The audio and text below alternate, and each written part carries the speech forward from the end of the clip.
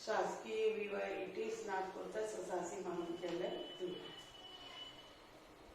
आज MA चतुर्थ semester द्वितीय प्रश्न पत्र लोक प्रशासन के अंतर्गत प्रशासकीय न्यायाधिकरण के संबंध में व्याख्यान प्रस्तुत करूंगी। जैसा कि पूर्व में हमने नियोक्ता कर्मचारी संबंध में हमने देखा कि कोई ऐसा मंच होना चाहिए जहां कर्मचारियों को निर्णय या न्याय मिल सके। प्रशासकीय न्यायाधिकरण का अर्थ है प्रशासकीय न्यायाधिकरण प्रशासकीय विभाग अथवा अभिकरण के द्वारा न्यायिक अथवा अर्ध न्यायिक स्वरूप के प्रश्नों का निर्धारण करना है। इस संबंध में ब्लैकली तथा ओटमैन ने परिभाषित करते हुए कहा है, प्रशासकीय अभिकरणों को प्रशासकीय न्यायालय कहते हैं। वो अपने अनुसार प्रशासकीय अभिकरण को प्रशासकीय न्यायालय कहते हैं। ये साधारण न्यायिक प्रणाली के बाहर स्थित ऐसी सत्ता है जो उस समय विधियों की व्याख्या करते हैं और उन्हें लागू करते हैं। जब लोक प्रशासन के कार्यों पर औपचारिक मुकदमों या स्थापित रीतियों द्वारा आक्रमण करते हैं। तो इस प्रकार उन्होंने इसे परिभाषित किया। इसी प्रकार दिमाग में भी कहा है, प्रशासकीय अधिनिर्णय एक प्रक्रिया है जिसके द्वारा प्रशासनिक एजेंसियां अपने काम के दौरान आने वाले ऐसे मामलों का निपटारा करती है जिसमें कानूनी अधिकारों का सवाल नहीं। इस प्रकार प्रशासकीय न्यायाधिकरण एक अर्ध न्यायिक जहाँ पर अर्ध न्यायिक निर्णय होते हैं वैसी संस्था होती है। इसके पूर्व ये मैं बताना चाहूंगी कि जैसे कर्मचारी और नियोक्ता के बीच जो संबंध है उसमें जो भी मामले होते हैं, जो संयुक्त मामले होते हैं, वे वित्तीय परिषदों के माध्यम से वहाँ पर उनका निदान होता है। परंतु जहाँ पर व्यक्तिगत किसी को न्याय नहीं मिलता व्यक्तिगत रूप से, तो उनके लिए प्रशासकीय न्यायाधिकरण सबसे बढ़िया मंच है उनके लिए। वे वहां जाकर अपनी समस्याओं का निदान कर सकते हैं, क्योंकि प्रशासकीय न्यायाधिकरण वहां पर त्वरित न्याय भी मिलता है, खर्चे कम होते हैं। अभी मैं उनका लाभ और हानि भी बताऊंगी, परंतु उसके पूर्व ये बता देना चाहूंगी कि जो प्रशासकीय न्यायाधिकरण है यहाँ पर बहुत अधिक मात्रा में मिली है। इसकी शुरुआत सबसे पहले 5वें वेतन आयोग ने सिफारिश दिए थे। उसके पश्चात इस संबंध में 1976 में 42वें संशोधन के तहत कुछ सुधार हुआ और उसमें संविधान के अनुच्छेद 323 ए और 323 बी के माध्यम से ये जो है प्रशासनिक न्यायाधिकरण को रखा गया था। ये केंद्र के लिए 323 ए में और राज्यों के लिए 323 बी में ये आया सन 1985 में। 76 में इस मामले को संसद में रखा गया था और वो 1985 में कार्य रूप में परिणत हुआ। इस समय बहुत सारे प्रशासनिक अधिकरण हैं, 300 से अधिक है कहते हैं, परंतु जो संवैधानिक जो केंद्रीय संवैधानिक के तहत जो है 180 है, इसके तहत स्थापित है और 100 के लगभग केंद्र और राज्यों के संवैधानिक संविधियों के तहत स्थापित है। कुछ प्रमुख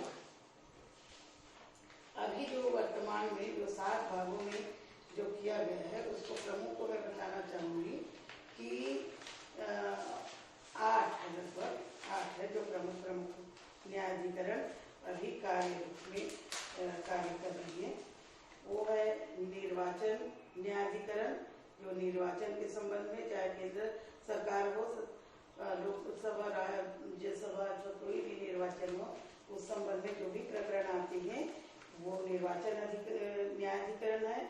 बौद्धिक संपदा अपीली बोर्ड है, जहाँ पर पेटेंट कानून लागू होता है या ट्रेडमार्क वगैरह है, वो सब यहाँ से निर्णय होता है। और तीसरा औद्योगिक श्रम विवादों तथा श्रम कल्याण, ये जो औद्योगिक एरिया के लिए और श्रम से संबंधित। और चौथा है वित्त, राजस्व, सीमा शुल्क, आयकर एवं धन शोधन संबंधी अपीलीय अभिकरण। एक और है भूमि प्राप्ति या अधिकरण की कार्यवाही वाला। एक और परिवहन एवं रेलवे नियामक। और सबसे महत्वपूर्ण जो है, जिसको हमने इसके पहले व्याख्यान में मैंने बताया है, नियोक्ता कर्मचारी, उससे संबंधित जो न्यायाधिकरण है वो है सरकारी कर्मचारियों के विवादों का न्यायाधिकरण। मैं इसके संबंध में थोड़ी सी चर्चा करूंगी कि इसमें किस प्रकार की संरचना होती है, उनमें कौन कौन से योग्यता वाले व्यक्ति रहते हैं। तो इनकी संरचना जैसे 85 में किया गया, तो एक अध्यक्ष, उस समय एक अध्यक्ष, 16 उपाध्यक्ष और लगभग 60-50 के लगभग सदस्य हो सकते हैं। तो इसमें इस न्यायाधिकरण में जो सदस्य बने थे, बाद में जो उपाध्यक्ष 16 है उसमें से जो रिटायर होते जाते हैं या पद मुक्त, तो उसे धीरे धीरे खत्म कर रहे हैं और सदस्य ही उपाध्यक्ष या सदस्य रह सकते हैं। इनकी जो योग्यता होती है वो उच्च न्यायालय के न्यायाधीश जैसी योग्यता होनी चाहिए। दूसरे प्रकार के जो सदस्य, सरकारी सदस्य, दूसरी योग्यता उसमें है जो उपाध्यक्ष रह चुका है 2 साल, वो भी अध्यक्ष के लिए योग्य माना जाएगा। तीसरे प्रकार के जो सदस्य हैं वो जो सचिवालय के या मंत्रिमंडल के जो सचिव होते हैं, वो सदस्य के रूप में कार्य करते हैं। इसमें दोनों प्रकार के सदस्य होते हैं, न्यायिक भी और प्रशासनिक भी। जो न्यायिक सदस्य होते हैं वे लोग वर्ग 1 के अधिकारी होते हैं, उच्च पदस्थ होते हैं। उसी प्रकार जो प्रशासनिक अधिकारी होते हैं उसे दीर्घ उच्च पद पर कार्य करने का अनुभव होना चाहिए। उनकी योग्यता हो गई आयु 65 वर्ष, जो राज्यों के लिए होते हैं वो अधिकरण में काम करते हैं, उनके लिए 62 वर्ष, और जो केंद्र में कार्यरत है उनके लिए 65 वर्ष है। उसमें से इनका सदस्य 5 साल का कार्यकाल होता है, तो जो भी इन दोनों में पूरा करते हो वही उनका कार्यकाल होता है। उसी प्रकार से उनकी नियुक्ति कौन करता है?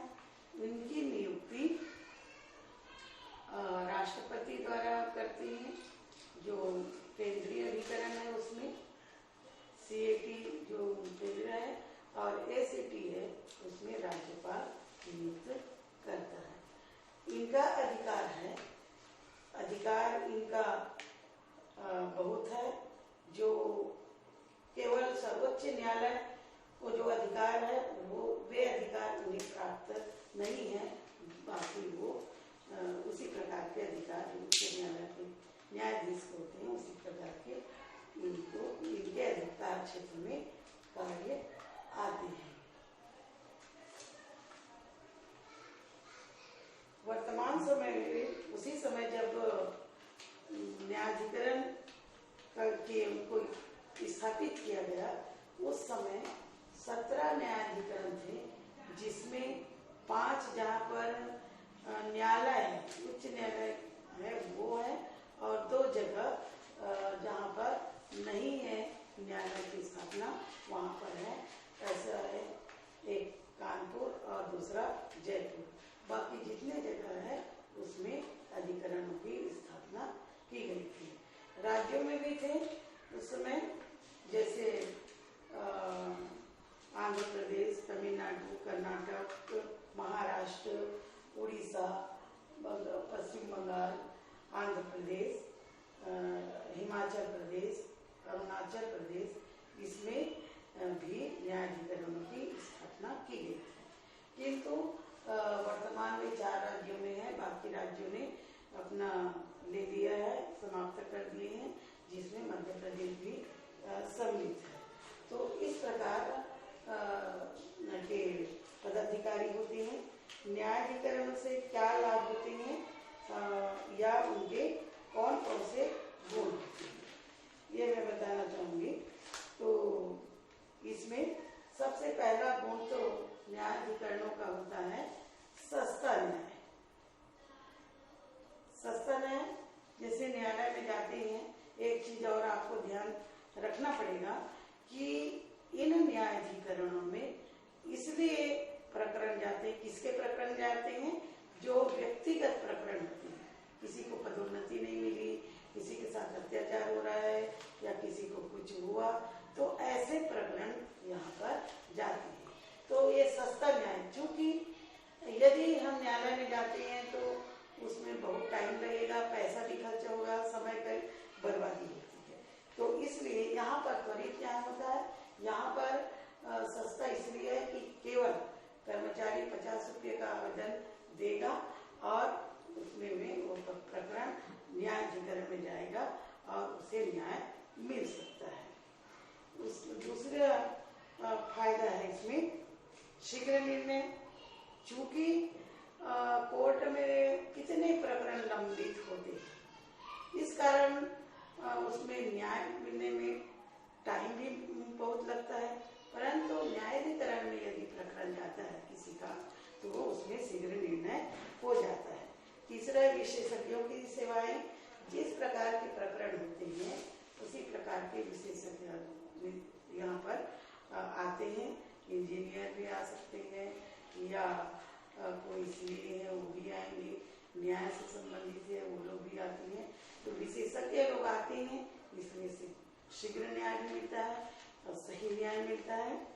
और चौथा है अधिक प्रगतिशील। ये अधिक प्रगतिशील इसलिए कहा गया है क्योंकि जो परंपरागत न्याय होते हैं वे लोग पुराने उससे या न्याय करते रहते हैं, और सामाजिक विकास के दृष्टिकोण से जो अधिकारी कार्य करते हैं, इसलिए वे लोग कर्मचारी की भलाई के लिए भी न्याय करते हैं, जल्दी से कर देते हैं और कर्मचारी के पक्ष में करते हैं। अगला है व्यापक विवेकी अधिकार।